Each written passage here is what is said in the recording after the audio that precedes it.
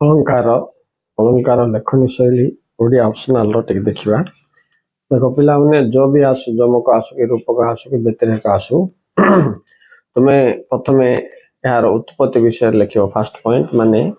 या गोटे शब्द ना अर्थ अलंकार तापर तार अर्थ लिखिबो संज्ञा तापर तमे तार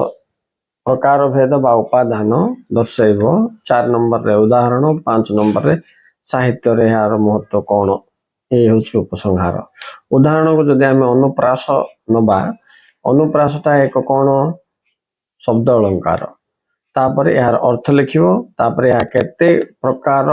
यार प्रकार भेद लिखिबो जेमते छेका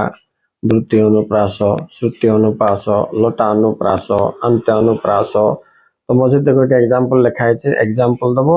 एग्जांपल रे से जो पद्य खंड लिखिबो ताको तमे व्याख्या करके प्रमाणित करिवो जे या किबळी छेका अनुप्रास तापर उपसंहार लिखिदो okay thank you very much for watching.